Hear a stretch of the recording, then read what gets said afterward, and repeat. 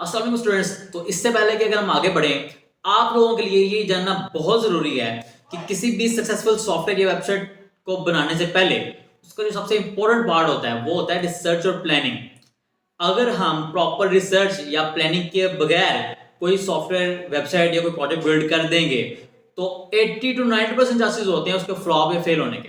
ठीक है, तो हमारे लिए ज़रूरी होता है कि हमने किसी प्रोडक्ट को बनाने से पहले, किसी भी प्रोडक्ट को डेवलप करने से पहले उसकी प्रॉपर रिसर्च करनी है, प्लानिंग करनी है। उसके काफ़ी सारे स्टेप्स होते हैं, जिस तरह से हम रिक्वायरमेंट गैदरिंग करते हैं, हम रिसर्च करते हैं काफ़ी सारी इंटरनेट के थ्रू, वैसे ही जो कंपैरेटिव एनालिसिस होते हैं वो करते हैं। फिर हम प्लान करते हैं कि हमने क्या बनाना है, किस तरह से बनाना है। इसके लिए हमारे लिए आजकल बड़े जो ना हैवी टूल्स आ चुके हैं। चैट जीपीटी बड़ा मावन होता है इस चीज़ के अंदर, हम उसको भी यूटिलाइज करेंगे।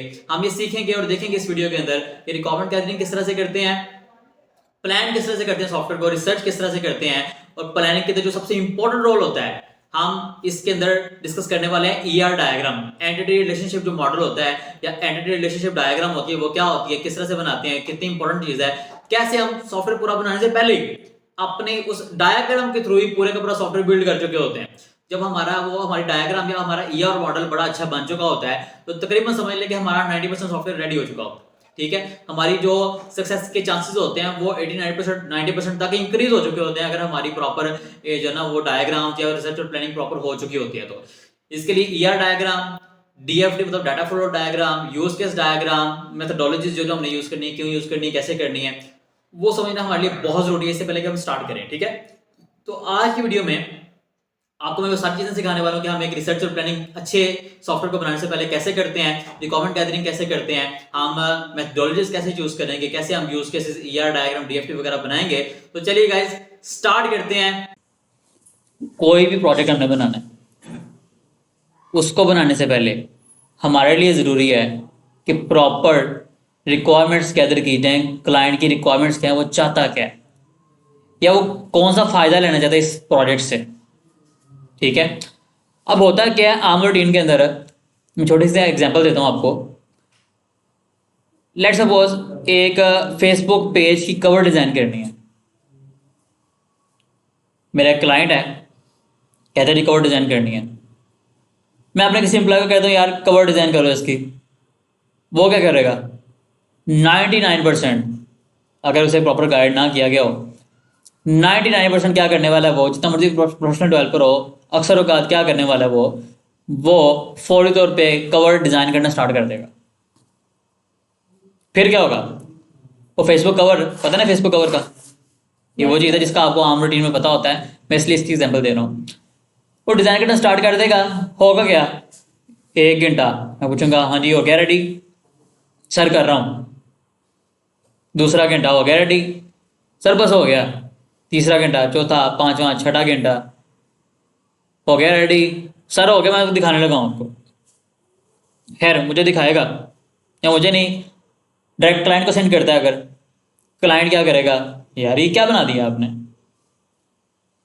ठीक है मैंने तो ये चीज़ मांगी नहीं, आप पता नहीं क्या बना रहे हो, ये इसका क्या फायदा मुझे, ये मतलब ये देखने को दिल नहीं कर रहा, मतलब क्या कर क्या रहे हो आप। अपनी तरफ से शायद उसने बड़ी अच्छी चीज़ बनाई हो, क्लाइंट कहेगा यार क्या बना दिया। फिर क्या करेगा वो? दोबारा बनाना स्टार्ट करेगा या थोड़ा चेंज करेगा, क्लाइंट को फिर पसंद नहीं आएगा, फिर दोबारा बनाना स्टार्ट करेगा कोई डिफरेंट चीज़। कुछ घंटे लगाएगा, बन जाएगा, फिर दिखाएगा हाँ जी ये देखें सर, ये देखें सर, चेक करें, और फिर कहेगा यार क्या बना दी। फिर चलता रहेगा चलता रहेगा चलता रहेगा प्रोसेस ये। और इवन ये प्रोसेस अपने बचपन के ज़माने में मेरे साथ भी चलता रहा। आपका बचपन वो था जब आपने पहले 1-2 साल में स्टार्ट किया था। हाँ आपका वही समझ रहे हैं। तो मतलब एक्सपीरियंस करके आगे आते हैं इंसान।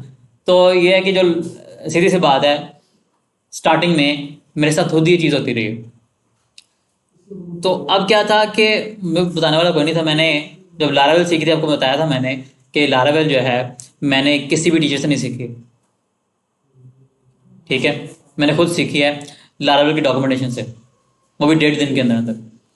ठीक है, तो खैर चीज़ क्या है कि बताने वाला कोई नहीं था। अब मैं फेसबुक कवर की एग्जांपल दे रहा हूँ ताकि आप लोग जल्दी रिलेट कर पाएँ चीज़ के साथ।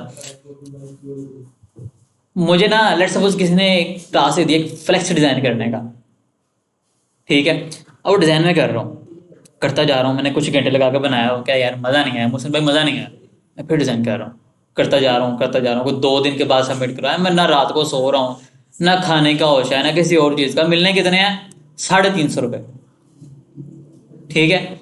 और लगा हूँ लगातार जो है ना उसके लिए बनाई जा रहा हूँ बनाई जा रहा हूँ। और लिटरली जिस डिज़ाइन के, जिस फ्लेक्स की मैं अभी बात कर रहा हूँ आपसे, वो वाली फ्लेक्स डिज़ाइन करते हुए मेरे तकरीबन तकरीबन 2.5 से 3 हफ्ते लगे थे, ठीक है। तो मुसलसल लगा हूँ डिज़ाइन करने के लिए। अब इधर उसे पसंद ही नहीं आ रहा, मैं दिखा रहा हूँ उसे पसंद ही नहीं आ रहा, अपने तरफ से बड़ी अच्छी चीज़ बनाता हूँ, उसे पसंद ही नहीं आ रहा। और जब मैं उसे दिखाता हूँ और चीज़ बना के, फिर पसंद नहीं आती। अब जब 1.5 से 2 हफ्ते गुजर गए थे ना जिस वक्त, मेरे माइंड में पता क्या चलता था, जब मैं काम तो कर रहा होता था उसके लिए, लेकिन दिल में ये चल रहा होता था यार मेरे सामने ये आए ना, इसे गोली मार दूँ मैं, ठीक है। देना क्या है? 350 रुपया, और कितना खपा दिया हुआ है। मुझे किसी चीज़ के होश नहीं है, और मैं लगा हुआ हूँ इसके लिए, ये डिज़ाइन बनाने के लिए। तो जनाब वो, अगर मैं उसकी तरफ होता ना, या उसके दिमाग को पढ़ता, या मैं उसकी जगह पे होता, तो शायद वो भी ये सोच रहा होता, कहते यार किसी ने कमे को मैंने काम दे दिया है, इसे पता ही नहीं कि क्या बनाना है, ठीक है। ये पता नहीं क्या क्या बना के दे जा रहा है, इतना टाइम मेरा ज़ाया कर दिया। इससे बता मैंने किसी और को काम दिया होता ना, तो शायद वो जल्दी हो जाता, ठीक है। अब अपनी जगह पे मैं अपने तौर पे ठीक था कि जी मैं बड़ा अच्छा डिज़ाइन तैयार कर रहा हूँ, कर भी रहा था। लेकिन मसला पता क्या था, मैंने, उसने कहा जी फलानी चीज़ चाहिए, ऐसे ऐसे मामला चाहिए, मैंने अपने दिमाग के अंदर ब्रेनस्टॉर्मिंग करके ना, ब्रेनस्टॉर्मिंग कहते हैं सोचने को आंखें बंद करके सोच लेगा, वैसे भी थोड़ा बहुत अपना थोड़ा फोकस करके सोचो उस चीज़ के ऊपर क्या चीज़ बनाई जानी चाहिए। एक्सपीरियंस भी नहीं था उस वक्त, हाँ सालों का एक्सपीरियंस होता तो उस टाइम पे मेरा मतलब ऑलरेडी पता होता कि इसके लिए क्या चीज़ होती है, तो मैं बना देता, बात एक और थी। उस वक्त एक्सपीरियंस भी नहीं था, तो मैंने जो प्लान दिमाग में आया प्लान किया, स्टार्ट कर दिया, ऐसा करता था। अब इशू यही था कि मैं अपनी तरफ से बड़ी अच्छी चीज़ बना रहा था, लेकिन एक्चुअल में जो उसकी नीड थी वो नहीं था बन रहा। इसके बरक्स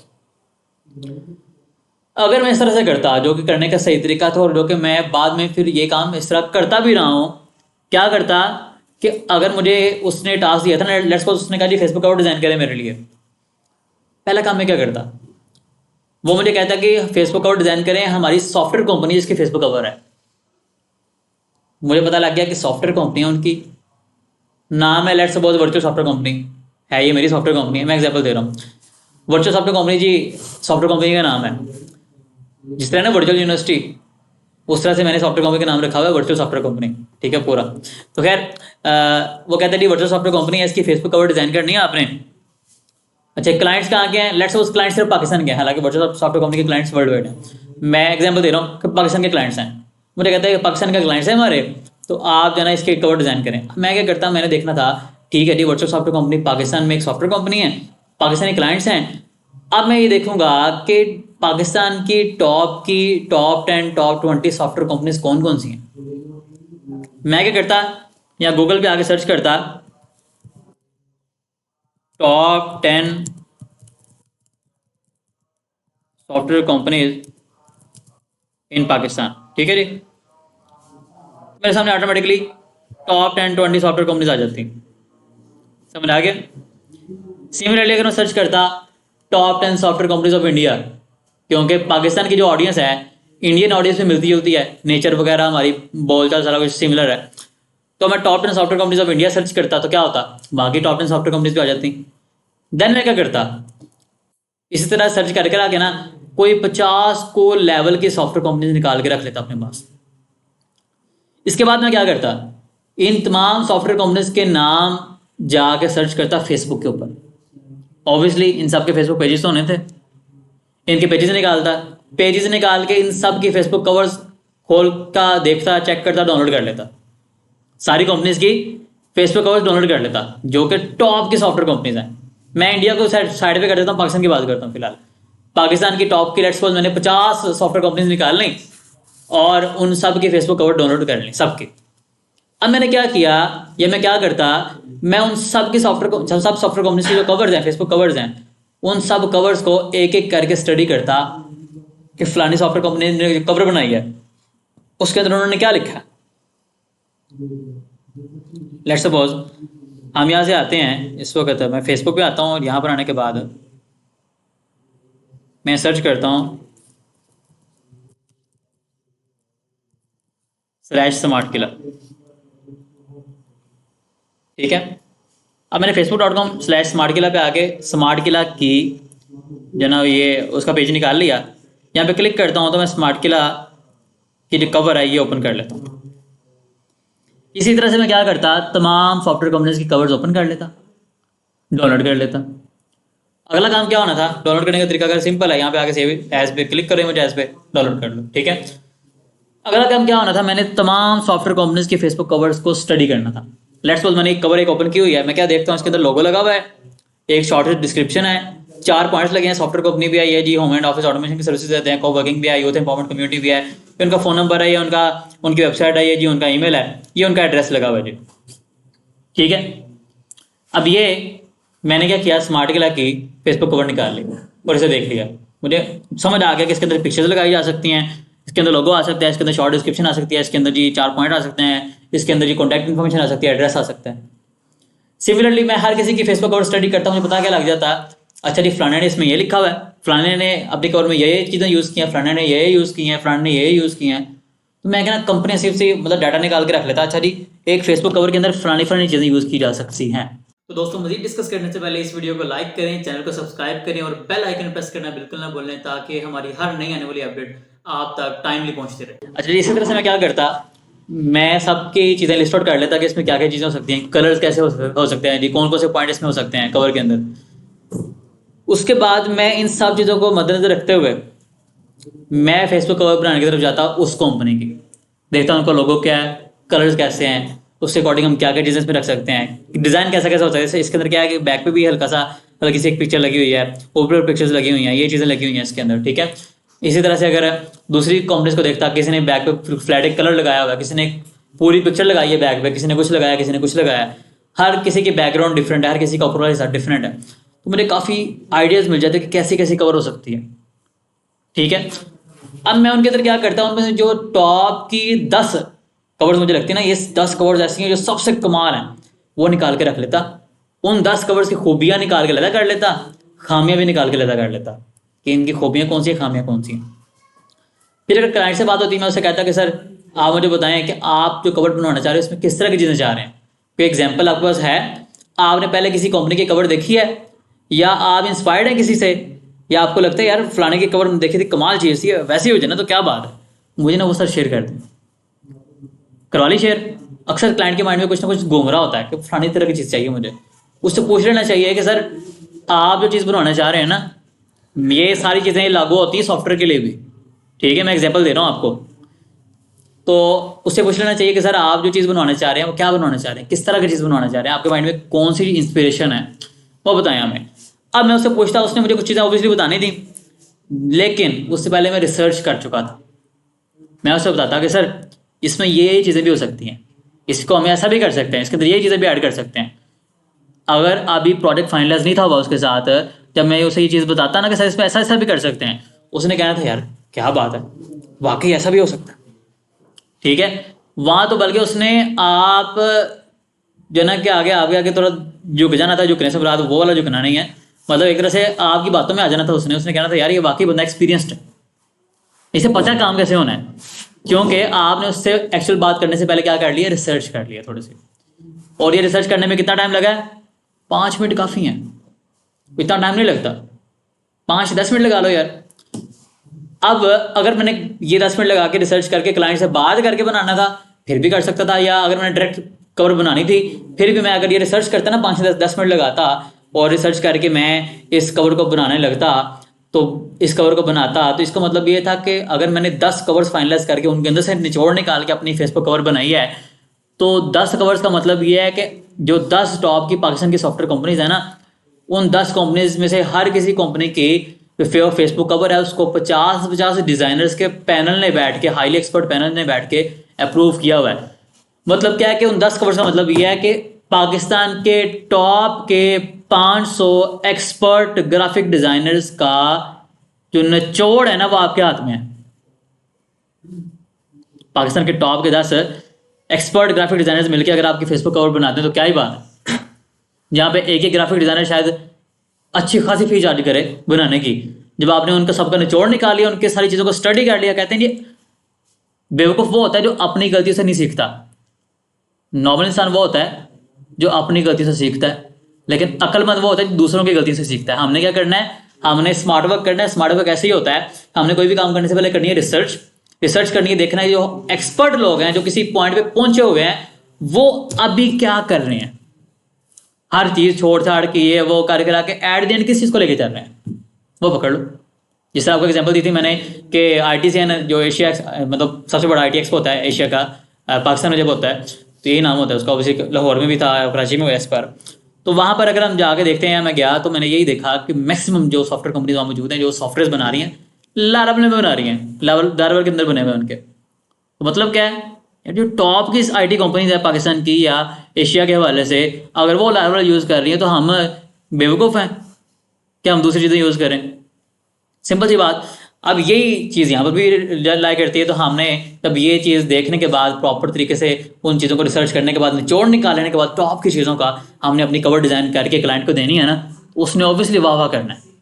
वो अलग बात है, शायद आपको कहे यार ये कमाल चीज़ हो गया, लेकिन फलानी पिक्चर है ना, ये वाली चेंज कर दे, पिक्चर मजा की नहीं लग रही, पिक्चर ये वाली लगा दें उसकी जगह, इतना को हो सकता है, ये बात एक और है, ठीक है। लेकिन चीज़ आपके कमाल की बन जानी थी। और कितना टाइम लगना था यार, बड़ी बात है, 2 घंटे 3 घंटे लगा लो, ठीक है। लेकिन जो आपकी कवर बननी थी, कमाल बननी थी, और क्लाइंट ने मुड़ मुड़ के वापस आना था आपके पास, और खाली उसने नहीं था ना, उसने और लोगों को रेफर करना था, यार उनसे काम करवा रहा हूं मैं, ठीक है। तो ऐसा होता है। मैंने आपको शायद बताया था, हमने ना कुछ साल पहले की बात है, एक कार्गो भेजा दुबई कार्गो भेजा, और वो किस वजह से लेट हो गया। उनकी कंपनी जो दुबई कार्गो कंपनी थी, जो पाकिस्तान से दुबई भेजते थे, उनके नुमाइंदों से बात हुई, आहिस्ता से करते कराते ना उनके ऑनर से बात हुई। तो उन्होंने बातों बातों में पूछा यार आप करते क्या हैं। उन्होंने बताया जी हमारी सॉफ्टवेयर कंपनी है पाकिस्तान में, गुजरांवाला के अंदर, गुरु नानकपुरा उधर उस वक्त हम बैठे हुए। तो उसने कहा अच्छा क्या होता है सॉफ्टवेयर कंपनी में। उन्होंने बताया कि ये होता है, इस तरह के काम होते हैं कि हम वेबसाइट्स बनाते हैं, सॉफ्टवेयर बनाते हैं, ऐप्स बनाते हैं, डिजिटल मार्केटिंग करते हैं। मैंने कहा अच्छा डिजिटल मार्केटिंग में क्या होता है। वैसे मुझे इसका नहीं पता, वेबसाइट सॉफ्टवेयर तो सुना हुआ है। हमने बताया जी डिजिटल मार्केटिंग के अंदर आप देखते हैं एड्स लगती हैं, फलाना होता है, बिजनेस ऑनलाइन जो है ना उनकी सेल्स आती हैं। उसने कहा बिल्कुल ठीक है, मुझे भी करके दें। यार उनकी वेबसाइट बनाई हमने, उनकी डिजिटल मार्केटिंग हमने की, और चंद दिन के अंदर उन्हें बड़ा अच्छा रिस्पॉन्स मिला, बहुत ही अच्छा रिस्पॉन्स मिला। जहाँ पे उनके वो लोग कार्गो उनसे करवाते थे, तो दिन में कोई 10, वहाँ उनकी दिन की 150-200 होने लग गई स्टार्टिंग में, ठीक है। बड़ा फर्क पड़ा उन्होंने कहा कमाल हो गया, उनका काम बड़ा अच्छा चलने लग गया। उनके साथ ना और भी पाकिस्तानी ऐसे थे जो पाकिस्तान टू दुबई या Dubai to Pakistan cargo service चलाते थे। ज़्यादातर पाकिस्तानी थे जो ये सर्विस दे रहे थे। अब खैर उन्होंने भी पूछा उनसे यार क्या करवा रहे हो, एक वारंट आ रहे हो गए आपके इतनी जल्दी, क्या मामला हुआ है, कैसे चेक किया गया आप लोगों ने। और आपकी चीज़ें भी बड़ी लुक्स बड़ी कमाल हो गई है, वेबसाइट बन गई है, और चीज़ें कमाल हो गई। उन्होंने कहा जी हम ना ऐसे एक सॉफ्टवेयर कंपनी है गुजरांवाला में पाकिस्तान में, उनसे करवा रहे हैं काम। 2 माह के अंदर पाकिस्तान से दुबई और दुबई से पाकिस्तान जाना डिलीवरी करने वाली कुछ दूसरी भी 40 से ज़्यादा सॉफ्टवेयर कार्गो कंपनीज ऐसी थी जिनका काम हम कर चुके थे 2 माह के अंदर, 40 से ज़्यादा, ठीक है। क्योंकि काम तरीके से किया था और अच्छा किया था, कर चुके थे, और हमारे पास इतना नॉलेज आ गया हुआ था कि अगर हम चाहते तो हम उन सबसे बेहतर अच्छे वाली एक कार्गो कंपनी लॉन्च कर देते। और खैर हमें ज़रूरत नहीं थी। और किसी ने पूछा कि ग्राफिक डिजाइनिंग करके, डिजिटल मार्केटिंग करके, वेबसाइट डेवलपमेंट, सॉफ्टवेयर डेवलपमेंट करके कैसे हम मिलियनर या बिलियनर बन सकते हैं। बल्कि एक क्वेश्चन आजाद चावला से भी हुआ था कि आप कहते हैं जी ये स्किल सीखो, ये करो, वो करो, मिलियनर हो, कैसे बन सकते हैं। तो उसने भी बोला था, कुछ रेलेवेंट आंसर दिया था, लेकिन जो मैंने आंसर दिया था वो भी यही था कि जिस वक्त आप किसी क्लाइंट के साथ काम करते हैं ना, लेट्स सपोज आप लोगों ने बनाना है सॉफ्टवेयर आपने बनाना है किसी भी क्लाइंट के लिए, किसी भी कंपनी के लिए, किसी बिजनेस के लिए।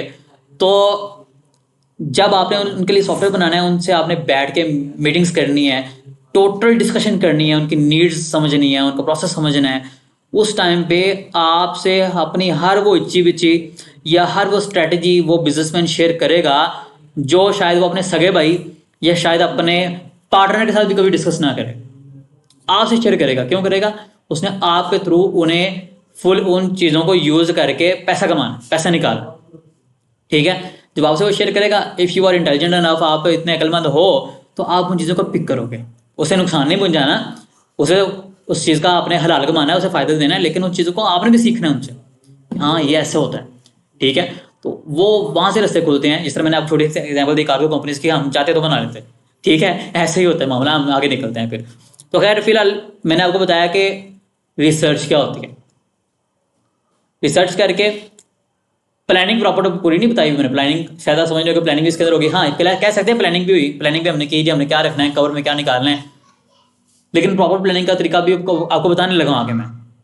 रिसर्च और प्लानिंग करके जब हम चीज़ बनाते हैं, उसका फ़ायदा क्या कि अगर मैं फेसबुक कवर रिसर्च और प्लानिंग करके बनाता, 2-3 घंटे लगने थे, और यार घंटा रिसर्च का लगा लो, तो 3 घंटे अगले लगा लो, 4 घंटे लगे, लेकिन चीज़ आला क्वालिटी के क्लाइंट ने वाह वाह करनी थी, और रिस्पॉन्स क्या मिलना था, जिस तरह 40 कार्गो कंपनीज आ गई उस तरह आपके सामने 40 क्लाइंट और आ जाने थे उनके थ्रू, और आते हैं, ठीक है। तो अगर आप वो जिस तरह मैंने स्टार्टिंग में कभी पुराने ज़माने में काम किया था, जो मैंने आपको बताया भी है, ठीक है, उस तरह करते तो फिर यही होना था, या आपने गोली मारनी थी या उसने गोली मारनी थी, मतलब डीएल में ना मारते, लेकिन दिन में मारनी थी ना, पैसे आपने कमाने थे ना, और अटका उसने भी रहना था, बाद में बैटरी भी उसने भी देना था, यार मज़ा नहीं आया, ठीक है। फिर बन गया था वैसे। बन गया था। और फ़र्क क्या था, फ़र्क यही था कि रिसर्च या प्लान किए बगैर मुँह उठा के बनाना स्टार्ट कर दिया। ऐसा नहीं करना, ना सॉफ्टवेयर की बारी, ना वेबसाइट, ना कोई और चीज़, समझ आ गया। तो ये बताने का मकसद है थोड़ा सा आपको अहमियत समझ आ जाए कि प्रॉपर रिसर्च और प्लानिंग के बगैर काम करें तो कैसे होता है, रिसर्च और प्लान करके चीज़ बनाए तो कैसे होती है, उसका फ़ायदा कितना होता है, ठीक है। अब हम बात करने वाले हैं इन प्रोजेक्ट्स की जो रिसर्च और प्लानिंग के साथ बनाए जाते हैं, इसके बगैर प्रोडक्ट फेलियर या सक्सेस का फ़र्क ही मेन ये है, लैक ऑफ रिक्वायरमेंट्स, ठीक है, या अनरियलिस्टिक एक्सपेक्टेशंस, ये कर देंगे वो कर देंगे, जब आपने प्लान ही नहीं किया, पता ही नहीं क्या होने वाला है, ठीक है। उसके बाद लैक ऑफ मैनेजर सपोर्ट, आप जो काम कर रहे हैं आप प्रॉपर रिस्पॉन्ड ही नहीं कर रहे, अब क्या रिस्पॉन्ड कैसे करोगे, वो आप मैसेज कर रहे हैं जी बना के नहीं बना, सर हो गया, बस सर आपको देने लगा हूँ, बस 1 मिनट, वो मुझे जो है नानी मर गई थी, ठीक है कल दूंगा, ऐसे करके। तो ये चीज़ें आती हैं यहाँ पर, ये रीजंस होती हैं प्रोडक्ट के फेल होने की, ठीक है, जो आपको मैंने आम अल्फाज में समझा दी हैं अभी। और कोई प्रोडक्ट अगर सक्सेसफुल हो जाता है, उसकी रीजंस यही होती हैं कि आपने स्टार्टिंग लेनी होती है प्रॉपर रिसर्च और प्लानिंग के बाद, प्रॉपर अंडरस्टैंड करके उसको जो प्लान करते हैं पता होता है कौन सी चीज़ बननी है, कहाँ तक बननी है, इसका स्कोप क्या होगा, जो चीज़ हम बनाने वाले हैं किस हद तक बेनिफिशियल होगी, फ़ायदा क्या देने वाली है, एक्सेट्रा एक्सेट्रा सारी चीज़ें। खैर back to the point, requirement gathering short में होती है कि अगर हम यहाँ पे थियोरेटिकल ज़बान में बात करें तो उसने क्या लिखा है, the process of identifying your products exact requirements from start to finish, कि आपने ये नहीं कि आप साथ साथ बनाते जा रहे हो, पता लग रहा हो ये भी होना चाहिए अंदर, ये भी होना चाहिए, ऐसा भी होना चाहिए, तो दिल करे आपने प्लान किया था 1 महीने का प्रोजेक्ट, वो 6 महीने में ख़त्म ना हो, ठीक है। क्लाइंट उधर से पैसे आपके रोक दे कि टाइम ज़्यादा लगा रहे हो, आप इधर को यार मेरा सारा टाइम ज़ाया हो गया, ये हो गया वो हो गया, मैं तो जान के लाले पड़े हैं, खाने को कुछ नहीं, मैं कहाँ से पूरे करूँ, आपको प्रोजेक्ट पे लगा दिया, लड़ाई हो जाएगी, ठीक है। तो ऐसी चीज़ नहीं करनी, प्रॉपर रिक्वायरमेंट गैदरिंग होती ही वो है असली सही वाली रिक्वायरमेंट गैदरिंग की, जिसकी बेस पे आपको पता हो कि यार मैंने स्टार्ट कहाँ से करना है, फिनिश कहाँ पे करना है, एग्जैक्ट चीज़ बनने क्या वाली है, ठीक है। अगर इसमें थोड़ा सा हम इमेजेस के अंदर आते हैं, इसके इमेजेस खोलते हैं तो इसमें क्या चीज़ें हमें मिलती हैं, ज़रा इन्हें भी देखते हैं। यहाँ पर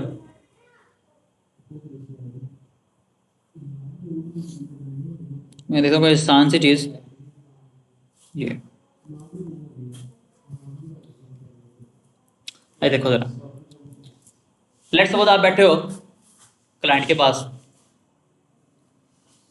या वैसे आपको पता ही है उसने कहा जी फलानी चीज़ चाहिए मुझे, थोड़े से नोट्स बना लेते हैं हम, अच्छा जी किस तरह की चीज़ चाहिए, इस तरह की चीज़ चाहिए, ठीक है, थोड़ी ब्रेनस्टॉर्मिंग कर ली उसके ऊपर, थोड़ा रिसर्च कर लिया, प्लान कर लिया जी अच्छा जी ये चीज़ें इसके अंदर हो सकती हैं, ऐसे ऐसे मजीद भी हो सकता है, या फलानी कंपनी ऐसे कर रही है, सॉफ्टवेयर इस तरह के बनते हैं, उनके अंदर फलानी फीचर्स होते हैं, जिस तरह मैंने कवर के वाले से स्टडी किया, ठीक है। फिर रिक्वायरमेंट ले लिया उनसे, रिक्वायरमेंट लेने के बाद फिर इंटरनल इंटरव्यू रिव्यू वगैरह उसका किया रिक्वायरमेंट्स के बाद, अच्छा जी ये रिक्वायरमेंट उनकी हैं क्या, फुलफिल हो सकती है कि नहीं हो सकती, कौन कौन सी चीज़ बन सकती है, कौन सी नहीं बन सकती, कौन कौन सी चीज़ बन सकती है उनके बताए हुए बजट के अंदर, कौन सी उससे ऊपर जा रही है, वो हमने सारा प्लान कर लिया, ठीक है। फिर हमने टास्क लिस्ट बना ली, अच्छा जी हमने पहले ये करना है, फिर ये करना है, फिर ये करना है, फिर ये करना है, ठीक है, एक प्रॉपर तरतीब बना के कि ये तरतीब होगी और इतने टाइम के अंदर चीज़ पूरी होने वाली है। फिर हमने इसका अप्रूवल करवाया किससे, अगर आप किसी कंपनी में जॉब कर रहे हैं तो अपने बॉस से, या अगर आप क्लाइंट के लिए डायरेक्ट काम कर रहे हैं तो क्लाइंट से। यार ये चीज़ है, बना दें, रेडी हैं, इतना पैसा लगेगा, ये फीचर्स आपको मिलेंगे, एग्जैक्ट ये चीज़ें साइन करो इधर और ये आपको मिलेगी, इतना टाइम में मिलेगी। ना मिले हम जिम्मेदार हैं, ठीक है, ना इसे आप फिर सकते हो ना मैं फिर सकता हूँ, ठीक है। तो ये एक छोटा सा तरीका हो गया, प्रोसेस हो गया, मैंने सादा अल्फाज में आपको समझा दिया पहले क्या होता है। यहाँ पे भी उन्होंने 5 स्टेप्स बताए हुए हैं कुछ डिफरेंट तरह से, मैं इसके ऊपर इन्हें भी दिखा सकता हूँ कि ये इन्होंने क्या स्टेप बताए हैं यहाँ पर। यार ये एक ज़्यादा ही सादा ज़ुबान में है, इसको छोड़ दें फिलहाल। शॉर्ट में समझ आ गया आपने कि करना क्या है। पहले हल्का फुल्का लाजमी होता है किसी क्लाइंट, ये नहीं होता कि आप जाके ऐसे बैठे क्लाइंट को मिले ही फौरी अच्छा जी ये बनाने लगे हैं, ऐसा नहीं होता। पहले वो आपको आइडिया देते हैं, यार ऐसी चीज़ मैं चाहता हूँ, आप उस पर रिसर्च करते हैं, पहले रिसर्च करके अपने तौर पे कुछ ना शॉर्ट सा प्लान कर लेते हैं कि ये चीज़ हो सकती है ऐसे ऐसे, इसमें ये चीज़ें डाल सकते हैं, ये डाल सकते हैं, और ये जो क्लाइंट है जिसके पास जाने वाला हूँ उसे इन चीज़ों की ज़रूरत हो सकती है, फ्रंट चीज़ों की, ठीक है, उसे मैं ये चीज़ें ऑफर मजीद भी कर सकता हूँ। बाद का होता है क्लाइंट एग्री फौरी नहीं हो रहा होता, लेकिन जब आप उसमें चीज़ें ऐड करते हैं, सर इसमें ये भी हो सकता है, सर इसका फ़ायदा ये भी हो सकता है क्योंकि आप रिसर्च करके गए हैं, ठीक है। दूसरे सॉफ्टवेयर आपने देखे हैं, गूगल पर सर्च किया है, चैट जीपीटी को पूछ लिया, आपको बड़ी क्लासिक चीज़ हो चुकी है, चैट जीपीटी मौजूद है आपके सामने, हर काम इससे हो जाता है, ठीक है। तो आप इसे पूछ के अगर गए हुए हैं तो आपको ऑलरेडी पता होगा कि उसे कैसे पिच करना है, तो ऑब्वियसली वो एग्री हो जाएगा इस चीज़ के ऊपर, ठीक है। इसके बाद ये कुछ चीज़ें हैं फंक्शनल नॉन फंक्शनल वगैरह है, इन्हें फिलहाल स्किप करते हैं, आगे बढ़ते हैं। अच्छा जी, अब प्रोजेक्ट प्लानिंग की बात करते हैं। प्लानिंग क्या होती है? अगर थ्योरेटिकल बात करें तो उसने क्या लिखा हुआ है कि a discipline addressing how to complete a project in a certain time frame, usually with defined stages and designated resources. मतलब क्या है कि हमने प्लान करना है कि जो प्रोजेक्ट हम स्टार्ट करने वाले हैं, चाहे वेबसाइट है, सॉफ्टवेयर है, या किसी भी चीज़ का प्रोजेक्ट है, ठीक है, वो हमारा जो डिसाइडेड टाइम फ्रेम है, बजट है, उसके अंदर रहते हुए बजट में रिसोर्सेज भी आ जाते हैं। वैसे रिसोर्सेज हैं मतलब कि सॉफ्टवेयर एक हमारा डेवलप होना है ना, उसके अंदर ऑब्वियसली क्लाइंट ने बता दी इतने पैसे लगने हैं, इतने पैसे मैं दे सकता हूँ, टाइम इतना मेरे पास, इतने में करके दो, ठीक है। अब हमने प्लान करना है इस चीज़ को कि जो उसने चीज़ बताई है वो चीज़ अगर हमने इसे कमिट कर दिया कि ठीक है जी हमने आपको बना के देनी है, इतने पैसे लेंगे, इतना टाइम लगेगा, हमने देखना है जी अच्छा जी इतना टाइम लगेगा, मतलब ये इतने घंटे हमने काम करने हैं इसके ऊपर, या इतने दिन काम करना है, इतने दिन काम करने के लिए हमारी बिजली इतनी लगनी है इसके ऊपर, इंटरनेट इतना यूज़ होना है, बंदे इतने सब होने हैं जिनको हमने पे करना है, फलानी चीज़ें इतनी होनी है, सारा हमने बजट निकाल कर टोटल प्लान करना होता है कि इतने से ज़्यादा फलानी चीज़ें ना खर्च हो हमारी इसके ऊपर। मतलब हमने ना टाइम ज़्यादा खर्च करना है ना पैसे खर्च करने हैं।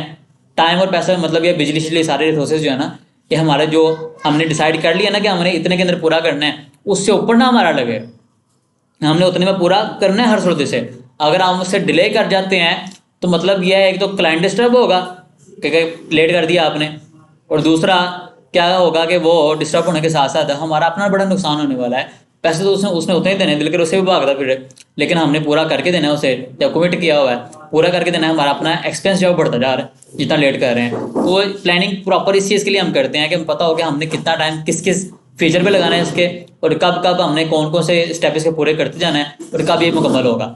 अब थोड़ा सा बातों में बोरिंग लग रहा होगा जी, थोड़ा सा मैं इसको एक्सप्लेन करता हूँ आपको, थोड़ा इमेजेस में आके फिर थोड़ा मजीद चीज़ें समझाते हैं कि किस तरह से होता है। प्लानिंग मतलब स्टेप्स डिफाइन करने होते हैं हमने काम को करने के। इधर कोई मुझे अच्छे से एग्जांपल मिल जाए।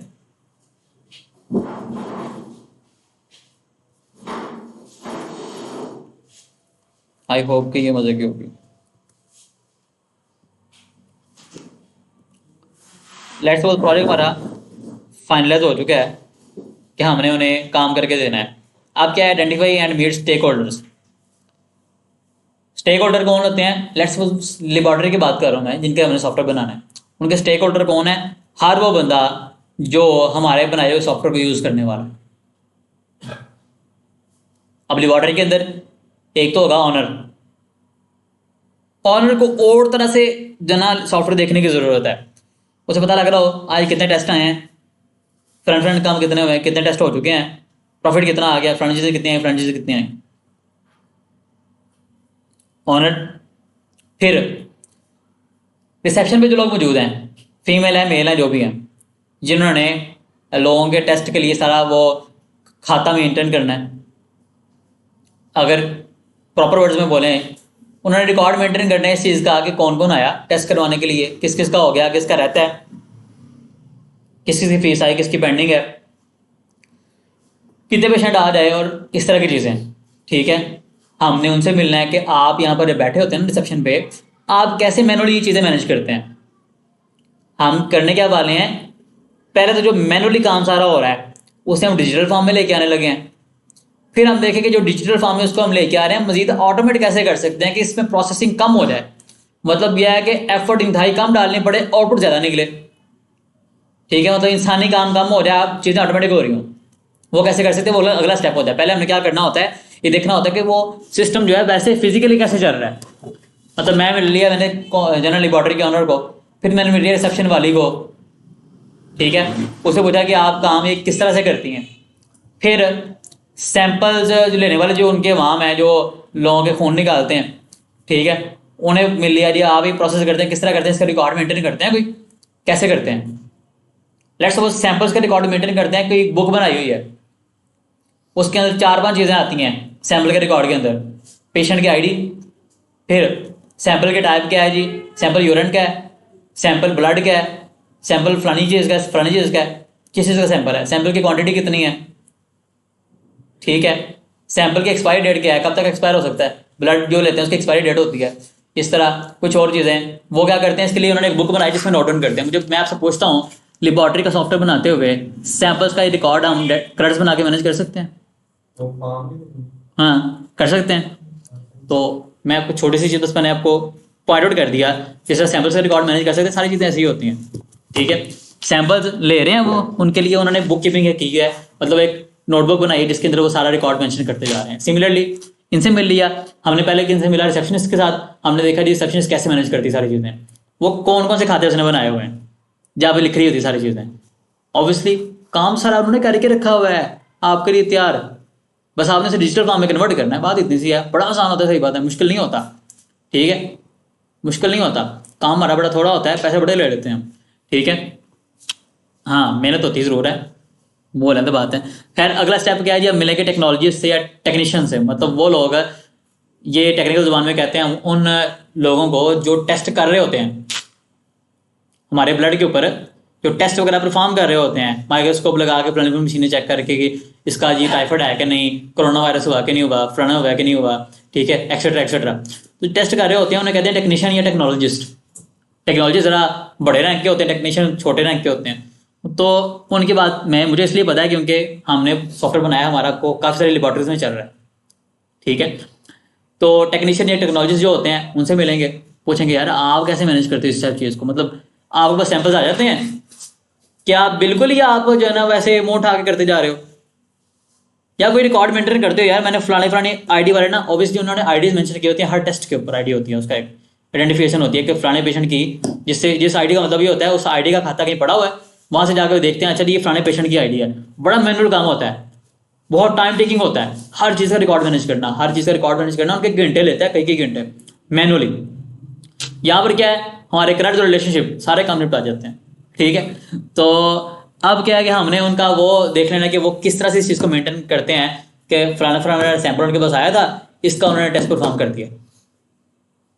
ठीक है, उसका रिजल्ट कैसे लिखते हैं वो, और वो रिजल्ट जाता कैसे रिसेप्शनिस्ट तक या उस आवाम तक या उन लोगों तक जिन्होंने आगे उस रिजल्ट को कंपाइल करके डॉक्टर्स को या कलेक्शन सेंटर को वापस, या उन्होंने वैसे क्लाइंट को या कस्टमर को या पेशेंट को वो रसीद बना के या वो जो उनके होता है पेपर होता है उसके ऊपर लिख के सारी चीज़ें देनी होती हैं, वहाँ तक कैसे जाता है।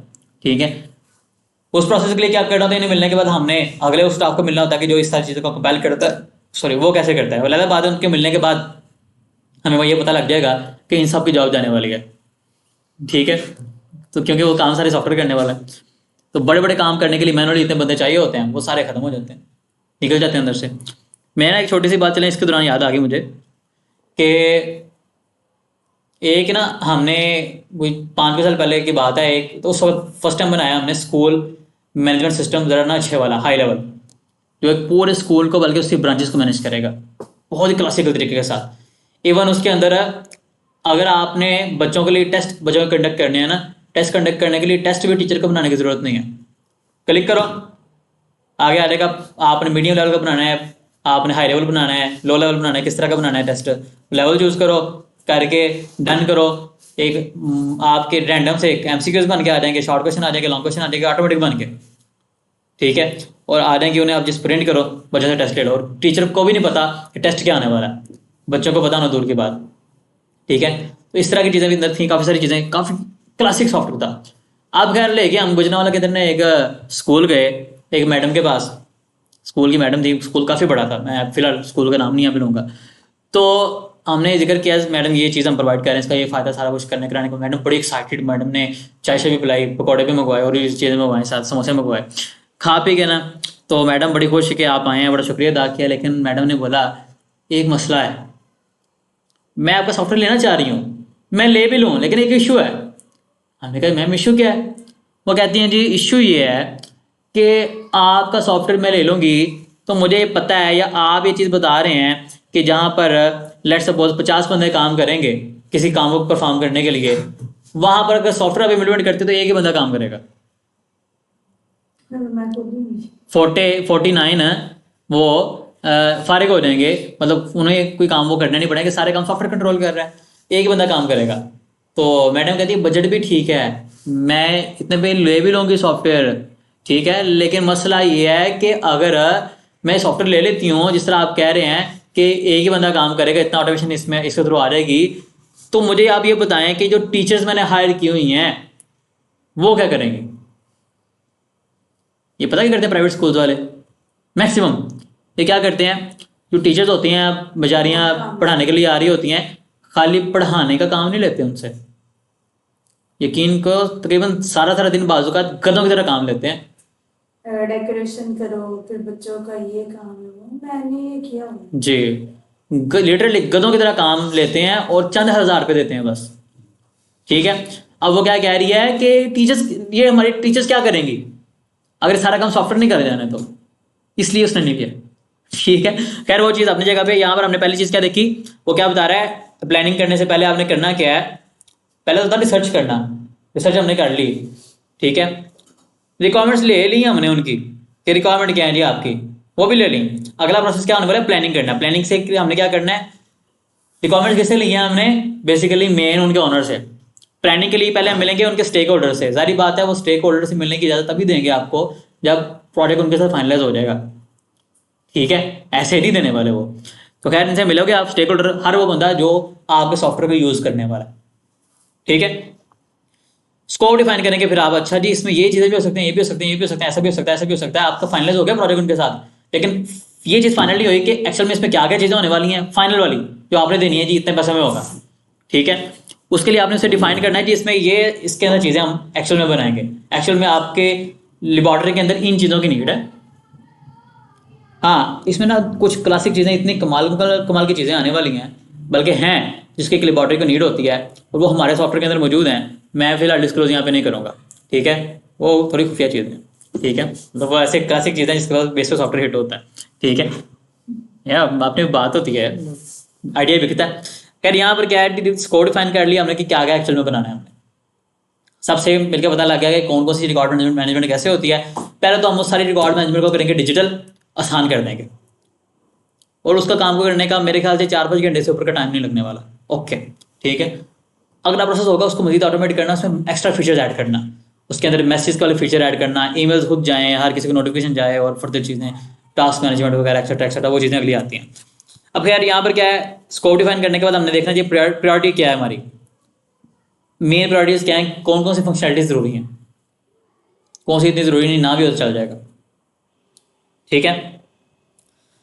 फिर कहना चाहिए अच्छा चलो ठीक है, ये हम ये चीज़ें बनाएंगे, आप प्रायोरिटीज़ ये तो इस तरह से काम करेंगे, लेकिन इस स्टेप में ना आपको सॉफ्टवेयर हम प्रोवाइड करेंगे या इतने स्टेप्स में बनाएंगे ऐसे हम, मतलब यह है कि फर्स्ट मंथ के अंदर आपको फ्रंट फीचर्स हम बना के दे देंगे ताकि आप एटलीस्ट उनकी डाटा एंट्री स्टार्ट करें, उनके अंदर डाटा पुट करना, कुछ ना कुछ ये चीज़ें स्टार्ट करें या प्रैक्टिस करना स्टार्ट करें उसकी, ठीक है। सेकंड स्टेप के अंदर आपको फलानी चीज़ बना के देंगे, या फिर एटलीस्ट इसकी देना ज़रूरी नहीं होता बाज़ वक़्त, मतलब हम दिखाते हैं कि सर ये देखें आपसे कमिट हमने किया था, आपसे कमिट किया था 3 माह में सॉफ्टवेयर हम करेंगे, ठीक है। 3 माह का मतलब ये है कि आपसे अगर हमने लेट्स सपोज लेना है 6 लाख रुपया, तो हर माह का 2 लाख रुपये, और हर माह हम आपको फर्स्ट मंथ में इतने फीचर्स बना के दिखाएंगे, ये देखें रेडी हो गए, सेकंड में इतने, थर्ड में इतने, फोर्थ स्टार्ट होने से पहले पहले हम आपको सॉफ्टवेयर डिप्लॉय करके दे देंगे। तो वही हमने उन्हें बताना है कि हमने कौन कौन से फीचर्स आपको प्रोवाइड करने हैं फर्स्ट मंथ के एंड पे, कौन से सेकंड मंथ, कौन से थर्ड मंथ, आगे भी चीज़ें हो जाती होती हैं, इसका इशू नहीं होता, लेकिन जनरल हमने डिफाइन जरूर करना होता है। उसे कहते हैं डिलीवरेबल्स, कि कब कब क्या क्या चीज़ हम डिलीवर करेंगे, ठीक है। फिर सेट प्रोग्रेस रिपोर्टिंग गाइडलाइंस, क्या रिस्क एनालिसिस उसमें क्या होने वाला है, प्रोजेक्ट स्केड्यूल, समहाउ चीज़ें मिक्स हैं, मैं फिलहाल इन्हें ज़्यादा डिटेल में नहीं लेके जाऊँगा। शॉर्ट में आपको मैंने ये बताया कि हमने उनके स्टेक होल्डर्स जो हैं उनसे मिलकर कैसी चीज़ों को मजीद, बल्कि अभी आपके सामने मैंने कुछ चीज़ों का जिक्र किया, कुछ समझ आ गया होगा किस किस चीज़ के क्रेडिट्स बनने हैं, समझ आ गई है, क्रेडिट से स्टार्ट होता है यार। तो अब यहाँ पर भी वही चीज़ है शॉर्ट में, लेकिन ये मेजर चीज़ है रिस्क एनालिसिस। रिस्क यहाँ पे किस किस चीज़ का आ सकता है, उसको हमें एनालाइज करना है, उसको कम कैसे करेंगे, या अगर फ्रंट चीज़ होगी तो उसको कैसे हल करने वाले हैं, कुछ ये चीज़ें हमने देखनी होती हैं प्रोजेक्ट के हवाले से। अब थोड़ा आगे देखते हैं, रिक्वायरमेंट गैदरिंग क्या होती है, प्लान कैसे करते हैं, उसका थोड़ा सा तरीका आपने समझ लिया सॉफ्टवेयर के हवाले से। तो दोस्तों मैं अपनी अच्छी खासी एफर्ट, टाइम और सालों के एक्सपीरियंस के बेस पे आपके लिए यूट्यूब पे फ्री में अपनी वीडियोस में इतना क्वालिटी वाला शानदार, जानदार और यूनिक कंटेंट लेके आ रहा हूं, ताकि आप मेरी वीडियो से यूट्यूब से फ्री में सीख सकें और डॉलर्स कमा सके, पैसे कमा सके, अपनी और अपनी फैमिलीज की लाइफ को बेहतर बना सके, अपनी फैमिलीज को सपोर्ट कर सके, अपने एनवायरमेंट को, सोसाइटी को सपोर्ट कर सके, आगे बढ़ सके।